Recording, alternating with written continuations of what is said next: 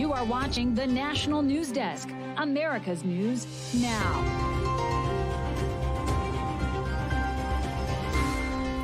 As Decision 2024 nears, the candidates are pulling out all the stops. Just ahead, the unexpected interview matchup for Democratic presidential hopeful Kamala Harris and what the polls are indicating about Donald Trump's possible lead in critical states.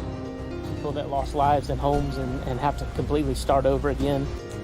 What we now know about how many are still missing in North Carolina as thousands more are still left in the dark.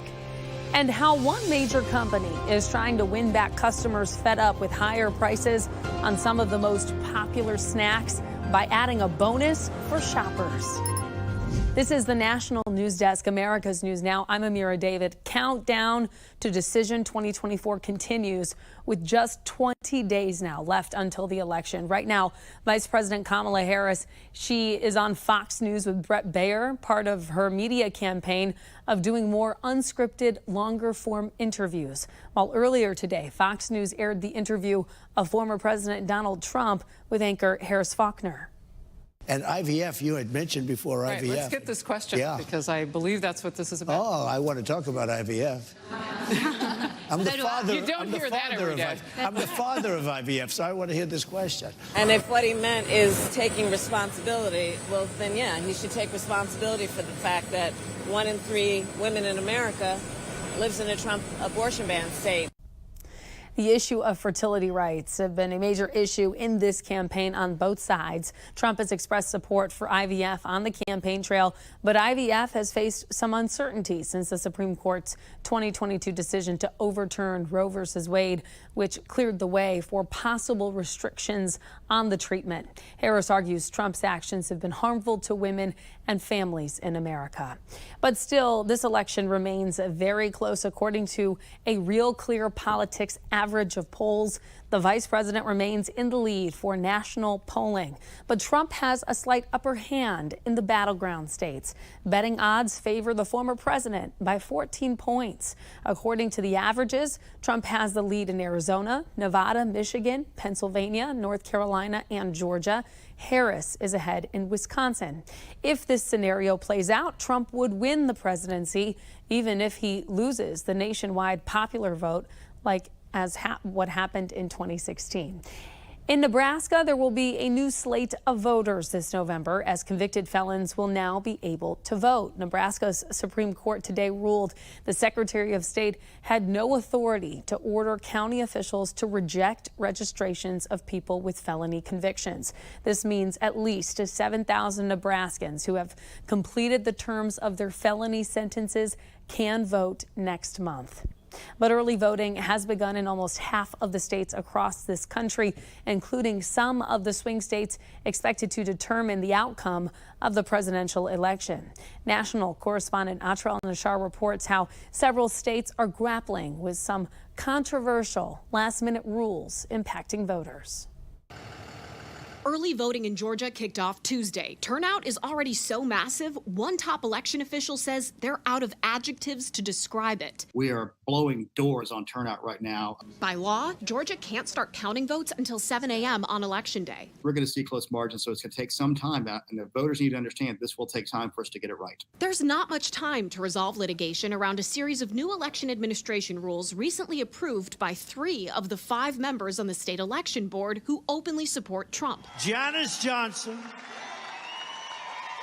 Rick Jeffries, and Janelle King, 3 people, are all pit bulls. On Tuesday, a Fulton County judge blocked one of their rules that would have required every polling place to hand count ballots to make sure it matches the number of ballots tallied by voting machines. The judge said the rule came too much too late, that there simply isn't enough time to staff and train poll workers necessary to hand count every ballot in the state. In 2020, there were almost 5 million. The judge also ruled local election officials cannot refuse to certify results. And in Virginia, election officials are being sued by the Department of Justice, accused of violating the National Voter Registration Act by attempting to purge people from voter rolls too close to the election. The law says state programs like that have to be completed before 90 days from a federal election.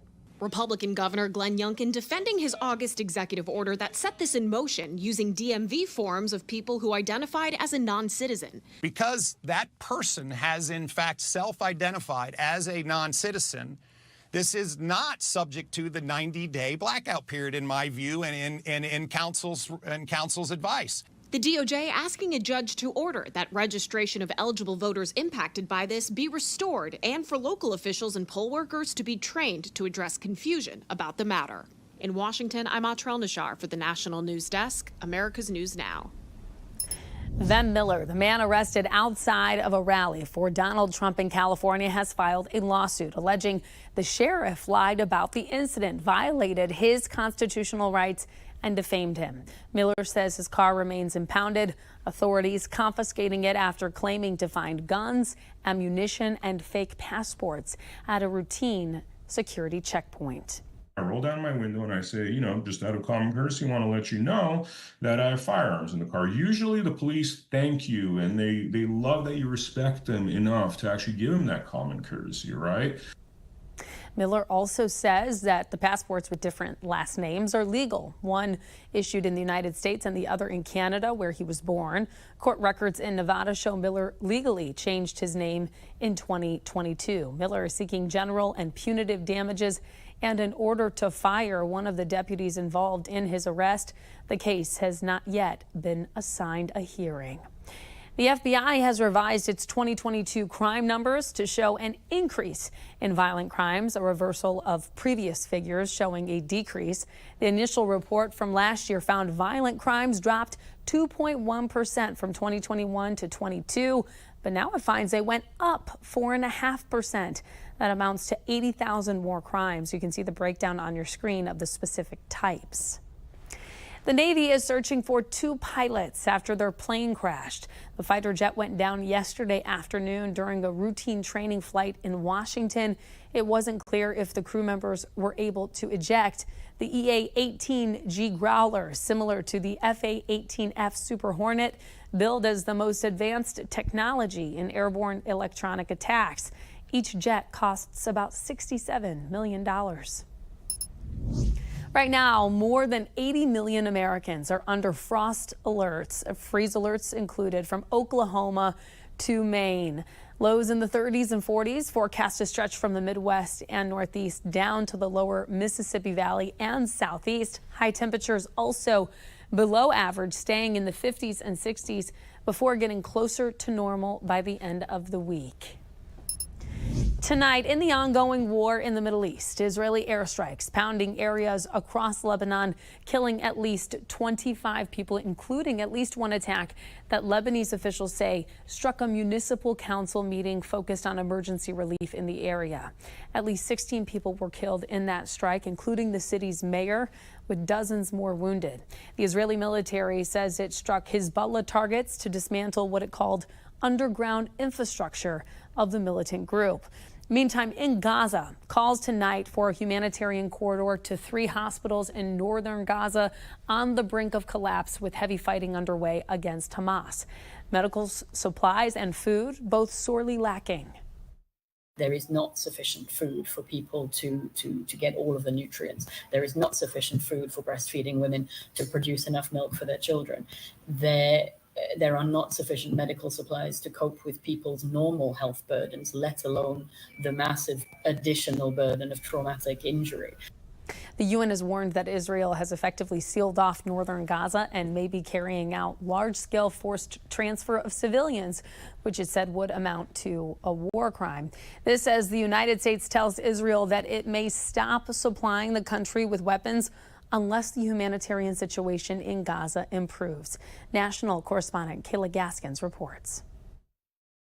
As conditions in Gaza deteriorate, no sewage, no water sanitation, no medication. The Biden administration sending a letter to Israeli leaders demanding Israel take steps in the next 30 days to improve the dire situation for Palestinians in Gaza.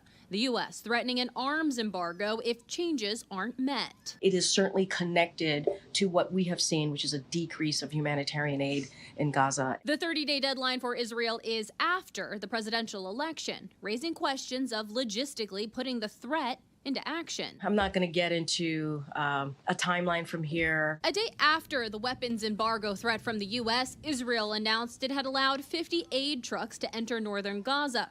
It's a fraction of what aid agencies helping Palestinians say they need. Everyone is in much worse condition in their tents. Everything is tattered. Their clothes are tattered. People don't have shoes anymore. Kids are drinking water out of sewage puddles in the road. The threatened embargo comes as Israel prepares to strike Iran, a response to Iran's historic barrage of missiles fired at Israel earlier this month. The attack, perhaps the biggest test yet for Israel's aerial defense system. We sat down Wednesday with Yoav Turgman, the CEO of Rafael, the Israeli defense company who manufactures the Iron Dome. We try to develop the system and to perfect it in a way that we will be always at least one step ahead of our enemies. Now, the threat of a U.S. arms embargo brings up the question, how reliant is the Iron Dome on U.S. weapons? I'm not a politician. I have nothing to do with politics. But in general, we are totally independent in our ability to produce Iron Dome interceptors and the system as a whole. And American officials say they expect Israel's counterstrike against Iran to take place before the U.S. election, meaning, Amira, this could impact the way people vote on November 5th. And Kayla, has this warning to Israel regarding withholding arms ever happened before? Well, it has. Back in the spring, President Biden threatened an arms embargo on Israel to prevent them from invading Rafah. As we've covered, Israel did invade Rafah, so the threat didn't appear to hold much weight. The U.S. has continued to support Israel with weapons shipments and even just announced it's sending an aerial defense system to help Israel. That would include U.S. boots on the ground. Now, Israel has received more U.S. military aid than any other country since World War II. Israel did reportedly start to send in those aid trucks, as I mentioned earlier, within 24 hours of receiving that letter. So that could be a sign they're taking the threat seriously. But, Amira, only time will tell. Yeah, we'll see. Kayla Gaskin's reporting for us from Washington, D.C. Thanks for that report. A judge in Michigan has ordered a $13 million settlement for an active shooter drill gone wrong. In December of 2022, a state-run psychiatric hospital for children operated an active shooter exercise in which hospital staff and patients were told 2 armed men were in the building, resulting in mass panic with people barricading themselves inside rooms, scared for their lives. State authorities had failed to notify local police and those in the hospital that the drill was in fact fake. The children at the hospital who were traumatized by the incident will each receive roughly $60,000. Staff members will get about $50,000. Robert Telles, a former Nevada politician, has been sentenced to at least 28 years in prison after the 2022 death of investigative reporter Jeff Gearman.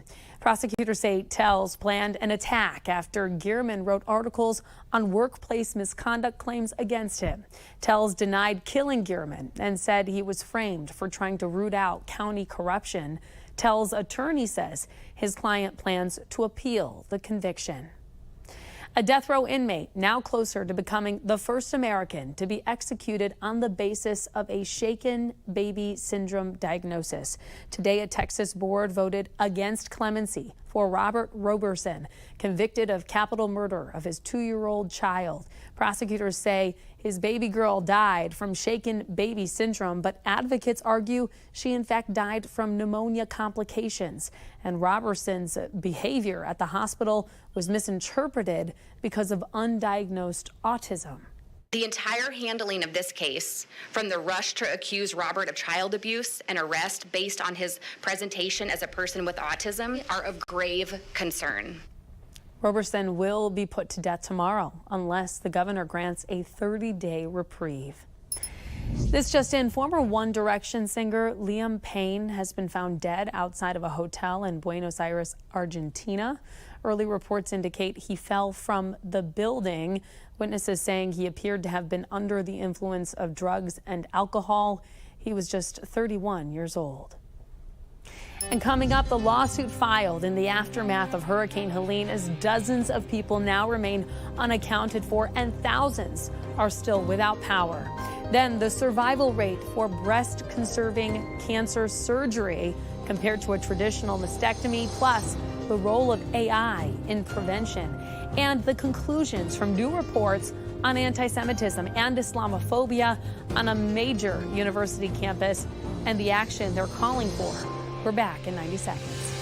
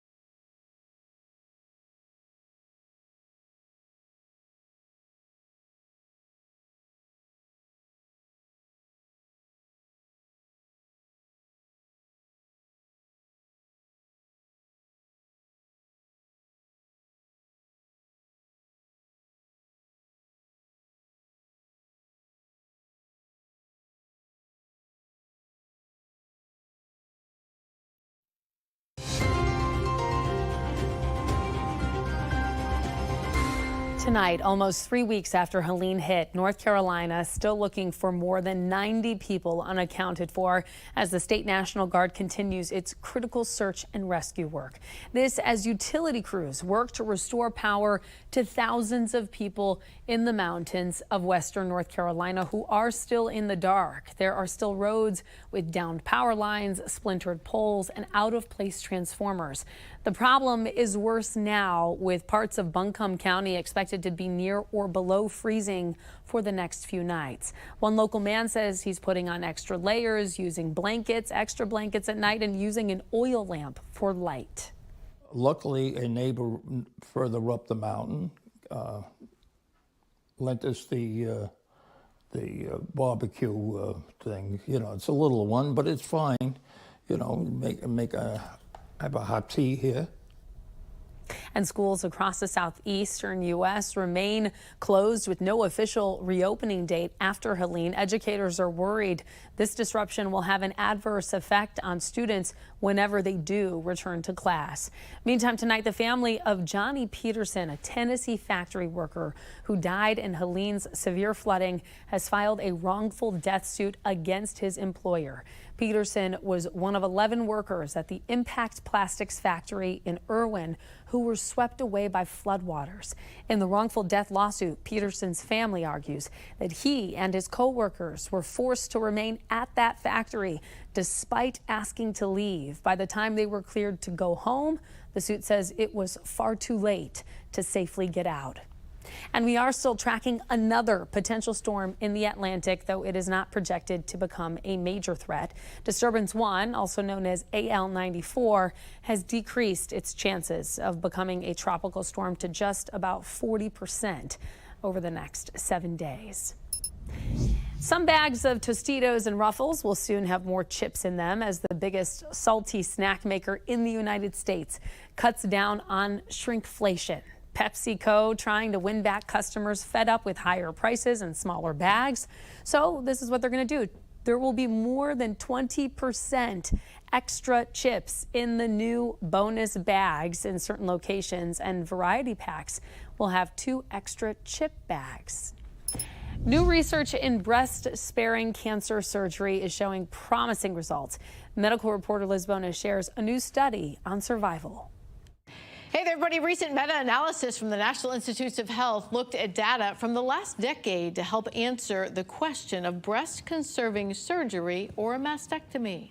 The study found that the secret to having a surgery choice is to do what Megan Schneider has done since it's been recommended. She gets regular mammograms.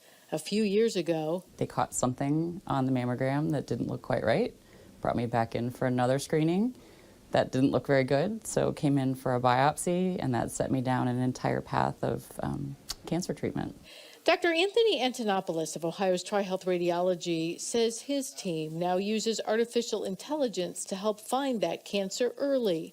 The area highlighted in yellow gets a second look for discovery. The AI program works in concert with the radiologist at the time of interpretation of those images to highlight areas that are suspicious for potential developing cancer.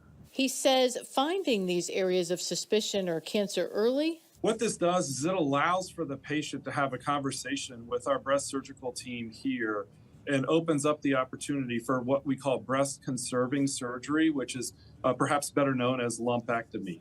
A lumpectomy leads to faster healing and reduced complications compared to a total breast removal or mastectomy if it is an option for the patient. Final thought, I did just read from the NIH that also is showing that there's not a difference in life expectancy if you catch it early and do the lumpectomy over the mastectomy? That's correct. The two surgeries are equal in terms of the survival rate post-surgery. That's absolutely correct. As for Megan, she's doing great now, years out in her journey.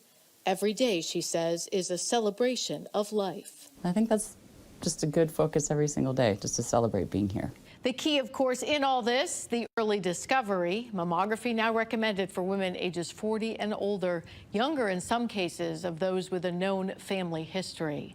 With your health news, I'm Liz Bonus reporting.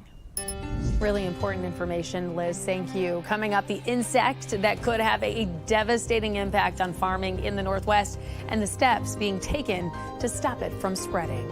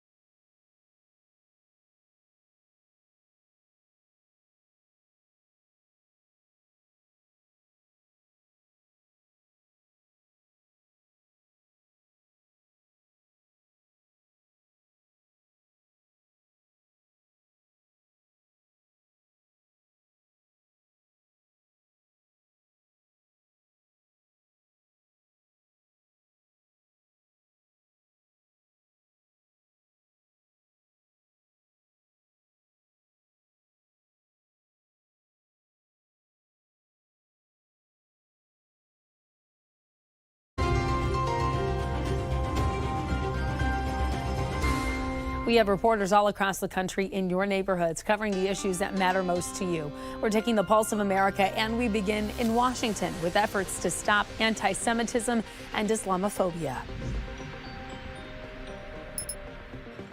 The quad at UW is a central location on campus. But this springtime pro-Palestinian encampment was the scene of controversy and, by some students' experiences, alleged discrimination. I want to show support to my fellow Jewish students. They have felt unsafe to go to campus. I'm standing up against anti-Semitism. A new anti-Semitism and Islamophobia task force report assessed just how supportive and welcoming the campus climate is for everyone. Focus groups reported feeling distressed by growing signs of perceived anti-Semitism and anti-Israeli bias in protests, demonstrations, and the encampment. There was also a perceived alienation and lack of support for Palestinian and Muslim community members, with students not knowing how to have their concerns resolved. The anti-Semitism and Islamophobia task forces are now urging the campus to make changes. Wednesday, October 9th, an EF2 tornado tore through the Mariner Sands community in Port Salerno, ripping homes to shreds. I was underneath that debris. I was underneath that beam. George Bustillo was pinned down when his home collapsed. The twister captured on his car's dash camera. Bustillo, his wife, and their dog taking cover inside their house. He says neighbors helped get him out with a jack propping up debris. That's got to be the only place in the whole house that I would have survived. Tending honeybees is something of an art form, and Jeffrey Rupert at Into the Blue Farm gives them plenty of attention. I make sure that my hives are grunt heavy so that they have enough food storage for the winter. But honeybees across the state could be threatened by the return of the northern giant hornet. A comparison between the two shows how dominant these invasive pests can be. One reason they came to be called murder hornets. If they went unchecked, they could decimate honeybee populations, meaning crops might not get pollinated and farms couldn't grow the food people need. Traps have gone up around Burley and in other locations in case any more hornets are in the area. Coming up, new Prada spacesuits just revealed. The major mission astronauts will get to wear them for right after this.